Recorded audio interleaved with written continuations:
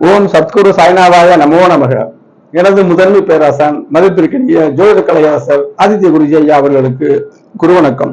உலகம் முழுக்க பரவி இருக்கின்ற தமிழ் உறவுகள் அனைவருக்கும் மதுரை ஜோதிட சாய் செல்வத்தின் இனிய வணக்கங்கள். வாழ்க பல்லாண்டு. இன்னைக்கு நம்ம பார்க்க போற பதிவு திருமணமும் ஒற்றைப்படை ராசியும் இரட்டைப்படை ராசியும். திருமண பொருத்தம் வாழ்க்கை சம்பவங்களை குறிக்கிறதுனால 10 பொருத்தம் என்ற மாயை நம்ம மனசுல இருந்தே தூக்கி எறிஞ்சிட்டு அனுகூல பொருத்தத்துல பார்க்கணும். அனுகூல பொருத்தம் பார்க்கும்போது 10 பொருத்தத்தை பார்த்துட்டு தான் போகணுங்கிறதுலாம் அது சிந்தனை இல்லாதவர்கள் சொல்றதுங்க.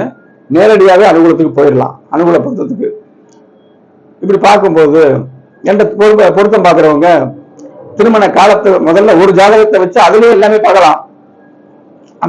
அப்ப இதுல இப்ப ஒருத்தருக்கு லக்கணம் கொஞ்சம் வலிமை கம்மியா இருக்கு, 7ஆம் இடம் நல்லா இருக்கு, சுக்கிரன் நல்லா இருக்கு. இப்ப ஒரு கருத்து சொல்றோம் பாருங்களேன், இந்த ஜாதகரை காட்டிலும் மனைவி கெட்டிக்காரத்தன்மையாக இருப்பாருன்னு நம்ம மனசுல வச்சுக்கிட்டு ஜாதகத்தை பாருங்க. அங்க 7ஆம் அந்த ஜாதகி பெண்ணுக்கு லக்கணம் எல்லாமே நல்லா இருக்கும். அந்த ஜாதகத்துல சுக்கிரன் பலவீனமா இருக்கும், அற்புதமா பொருந்தும். இப்படிதான் நிறைய விஷயங்கள்ங்க.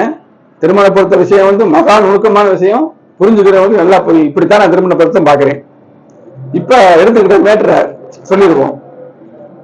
ஒத்தப்பட வயசுலதான் செய்யணும், இரட்டப்பட வயசுலதான் செய்யணுங்கிறதுலாம் இன்னமும் மனசுல இருக்கத்தான் செய்யுது. இப்ப நான் இருக்கிற மதுரையில ஜீவாநகர் பகுதியில ஒரு 7-8 வருஷங்கள் ஆச்சு. தொழில் முறையா இருக்கும் பொழுது ஆரம்பத்துல ரொம்ப பிரயத்தனப்பட்ட அமைப்பு. வரும்பொழுது 10 பொருத்தம் பாப்பீங்களா இல்லைன்னு போயிடுவாங்க. நான் எதுவுமே கவலைப்படுறதில்லை, வாங்கன்னு சொல்றதே இல்லை. அப்ப ஒரு கருத்துல உறுதியோட நம்ம இருந்தோம்னா என்னைக்கே வெற்றி கிடைக்குங்கிறதுக்கு நானே உதாரணம். இப்ப அவங்க வர்றாங்க, 10 பொருத்தம் இல்லைங்க அனுகூலத்துக்கு வாங்க. எவ்வளவு பிரயத்தனைங்கிறீங்க, அனுகூலம் 10 பொருத்தம் இல்லைங்கிறத அதை சொல்றதுக்கு இப்ப என்கிட்ட 10 பொருத்தம் யாரும் கேட்கறதே இல்லை. ரொம்ப சந்தோஷமான விஷயம் இது. குருநாதருக்கு பெருமை, இறைவனுக்கு நன்றிகள். இப்ப அப்படி வரும்பொழுது அனுகூல பொருத்தம் பார்க்கும் பொழுது நான் ஜாதகருடைய குணம், குடும்பத்தின் நிலை, வருமானத்தின் நிலை, கௌரவ அதாவது 5ஆம் இடத்தின் நிலை, 9ஆம் இடத்தின் நிலை ஜெனரலா உள்ளது. அதுக்கடுத்து பணம் எவ்வளவு சம்பாதிப்பாரு, குணம், இல்லறத்தில் எவ்வளவு ஆசை, அந்தது சந்தான விருத்தி, குழந்தை பிறக்கக்கூடிய அமைப்பு, தர்ம சிந்தனை இருக்கான்னு பார்த்துருவேன். அதுக்கு தோதா மனைவியாளத்தை சேர்க்கிறோம். நான் தசாபுத்திகள் ராகு எதுக்கள் பாவத்துவமும் சுகத்துவமும் கலந்து இருந்துச்சுன்னா எந்த வித இதுவுமே கிடையாது, அது கலியட்டும்னு சொல்லிடுவேன். அந்த தசாபுத்திகள் கலியட்டும். ராகு எதுக்களை நம்ம கெடுதல் செய்கிற கிரகங்களை காட்டிலும் பல மடங்கு செஞ்சிடும். அதனால அதை நம்ம எடுத்துடணும். இப்ப அந்த தசை பூரணமாக தோஷம் கழிஞ்ச உடனே உள்ள தசாபுத்தி எடுத்துக்கிட்டு நம்ம திருமண பொருத்தம் பார்க்கக்கூடிய பெண் ஜாதகத்துல பார்த்தோம்னா அதே காலம் அதுல இருக்கும். 1 மாசம் 2 மாசம் வித்தியாசம் இருக்கும். அற்புதமா சொல்லிடலாம். இப்படிதான் நான் பார்க்க எல்லாத்தையும் கேட்டுட்டு அப்ப ஒருத்தருக்கு ஆணுக்கு நான் சொல்லிக்கிட்டு இருக்கேன்னா அப்ப 31 வந்துருமாங்க ஐயா, செய்யக்கூடாது அப்படின்னு ஒரு சாரார். ஒருத்தர் 30 ரெட்டப்படையா வருது, செய்யக்கூடாது அப்படிங்கிறாங்க. அப்ப நம்ம ஆய்வு செய்து என்ன செய்ய? அப்ப நம்ம ஒரு ஜோதிடருக்கு நுணுக்கமான ஜோதிடருக்கு கோபம் வரவே கூடாது. தனிப்பட்ட முறையில் வீட்டில் இருக்கிறது வேற, ஜோதிட ஆபீஸ்குள்ள போயிட்டோம்னா அதோடைய சிந்தனை தான் நமக்கு இருக்கணும். அந்த இடத்துல கோபங்கள் வரக்கூடாது. நம்மளுடைய திறமைகள் நம்ம கிட்ட இருக்கும்போது அவர் சொல்றதுக்கு என்ன இருக்கு? நல்லா புரிந்த ஜோதிடர் யாரையும் வெல்லுவார்.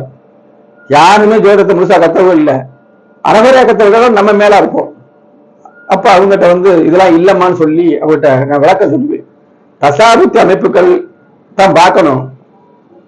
அது இப்ப தோஷங்கள் அதனுடைய அளவுகள், யோகங்கள் அதனுடைய அளவுகள், சுபத்துவத்தின் அளவுகள், பாபத்துவத்தின் அளவுகள், இதெல்லாம் பார்த்து எந்த வயசுல இவருக்கு திருமணம் செய்யணும்னு கிரீன் சிக்கல் இருக்கிறவங்க காட்டுறதுகளையும் பார்த்துக்கிட்டு தசாபுத்திகளின் ஜாயிண்ட் அடிக்கும் போது ஏழரை அஷ்டமம் இருந்தா கூட பாதிக்குமா அதையும் நம்ம பார்த்துக்கிட்டு சுபத்துவ பாவத்துக்கு அளவீடுகள் அதையெல்லாம் பார்த்துதான் நம்ம பார்க்கணும். அப்ப எத்தனை வயசு ஒத்தப்படி வரும், ரெட்டப்படி வரும். அப்ப இப்படிலாம் இருக்குது. இது விழிப்புணர்வு பதிவு. பொதுமக்கள் நல்லா பாருங்க, சிந்திங்க. ரெட்டப்பட வயசு ஒத்தப்பட வயசு சொல்றதுல அர்த்தமே இல்லைங்க. 30 வயசு தாண்டிட்டா திருமணமே தோஷமே இல்லைங்கிறதுலாம் அது ஒன்றும் சொல்றது மாதிரி இல்லை. எனக்கிட்ட ஒரு ஜாதகம் இருந்துச்சு, 31 வயசு தோஷம் இருந்துச்சு, கடுமையா இருந்துச்சு. நான் உண்மையிலேயே சொல்றேன், 31 வயசு தோஷம் கழிகிறது அவ்வளவா கழிஞ்சிருக்காது மனசுக்குள்ள தோணுச்சு. நான் பொதுவாகவே கடுமையான தோஷம் சொன்னேன். அவரே சொல்லிட்டாரு, நம்ம சில விஷயங்களை சொன்னோம்னா கரெக்டா அவங்க மனசுல தைக்கிற மாதிரி சொன்னோம்னா அவரே எல்லாத்தையும் சொல்லிடுவாங்க, நம்ம சொல்ல தேவையில்லை. ஒரு 6 மாசம் ஆச்சுங்க, ஒரு தோஷமே இனிமே செய்யாதுன்னு ஒரு மனைவி கட்டின 6 மாசம் தான் வாழ்ந்தாங்க, போயிட்டாங்க அப்படின்னு. அப்ப அதுல என்ன குறை, அந்த பாவத்துவத்தின் அளவுகளை நம்ம மழை விட்டாலும் தூவான விடாதுங்கிற அமைப்புல நம்ம பார்க்காம விட்டதுதான் காரணம். அப்படி அவருக்கு கர்மா இருந்தா நம்ம என்ன பண்றது? அதனால விளக்கம் நம்ம சொல்லணும்ல. என்னை பொறுத்தவரையில தோஷ காலம் முடிகிற வரைக்கும் நம்ம பாக்குறேன். அதே மாதிரி திருமணம் பொருத்தம் பார்க்கும் பொழுது இந்த ஜாதகத்துக்கு ஒரு வேளான காலம், திருமணத்துக்கு பிறகு வாழ்வு எப்படி இருக்குன்னு பாக்கணும்ல. குழந்தை ஒட்டி பெற்று கடைசி வரைக்கும் இருக்கிறது நல்ல பிராப்தம். ஒரு 30 வருஷமாவது குழந்தைகளை ஒரு வளர்த்து விடுற அளவுக்காவது இருக்கணும். அந்த அமைப்புல பார்க்கும் பொழுது இங்க இருட்டான தசாபத்திகள் வரும் பொழுது ராகு கேதுக்கள் தான், ராகு கேதுக்கள் சம்பந்தப்பட்டு ஒரு கலப்பு பழங்களா வர்ற மாதிரி இங்க தெரிஞ்சிச்சுன்னா வேற ஒண்ணுமே குழம்ப வேண்டியதில்லை. பெண் ஜாதகத்துல பொருத்தத்துக்கு வருது பாருங்க, அந்த ஜாதகத்துல இந்த கெடுதலான நம்ம கணிக்க சிக்கலான அந்த பீரியட் எடுத்து அதில் எடுத்து பாருங்க, சுபத்துவமா இருக்கும். இதெல்லாம் அற்புதமா உணர்ந்த விஷயங்கள். இதெல்லாம் பார்க்கணும், திருமண பொறுத்த இப்படிதான் பார்க்கணும். இதெல்லாம் பார்க்காம பெரிய பெருங்கடலை ஒரு கூஜாக்குள்ள அடைச்ச கதை தான் இந்த 10 பொருத்தம். அடைக்க முடியுமா? குளத்து நீரை கூட அடைக்க முடியுமா? ஒரு குட்டையில் உள்ள நீரை ஒரு கமண்டலத்தில் அடைக்க முடியுமா? ஒரு பெரிய அண்டாவில் உள்ள தண்ணியை ஒரு சின்ன அந்த குடுவையில் அடைக்க முடியுமா? இது மாதிரி தாங்க அந்த விஷயம். ஒவ்வொருத்தருக்கும் ஒவ்வொரு பிறகு ரகசியங்கள் இருக்கு. அப்ப அவங்களுடைய நட்சத்திரத்தை மட்டும் எடுத்துக்கிட்டு பொதுவாக எழுதி வச்சா அது என்ன பிராக்டிக்கலா யோசிங்க.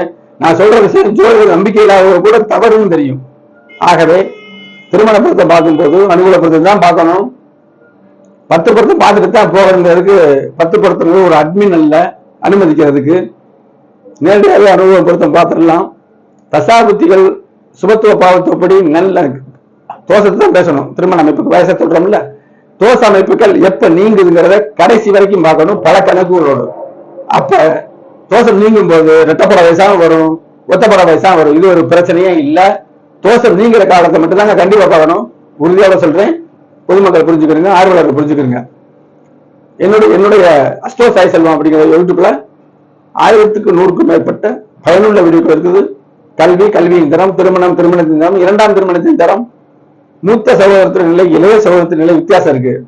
ஒரு ஜாதகத்துல தாயை பத்தி, தந்தையை பத்தி, தாய் மாமனை பத்தி, சகோதர அமைப்பை பத்தி அழகா சொல்லலாம், அவர்கிட்ட கொடுத்த சொல்லலாம். இப்படிதான் நம்ம பார்க்கணுங்க. இது சம்பந்தப்பட்ட வீடியோக்கள் 1100க்கு மேற்பட்ட வீடியோக்கள், பயனுள்ள வீடியோக்கள் இருக்கு. அது நீங்க பாத்தீங்கன்னா உங்க ஜாதகமும் அதுல வரும், உங்க ஜாதக அமைப்புக்கும் அதுல வரும். உங்க ஜாதகம் உங்க பிறந்தநாள் இல்ல, பிறந்தநாளை வச்சு சொல்றது இல்ல.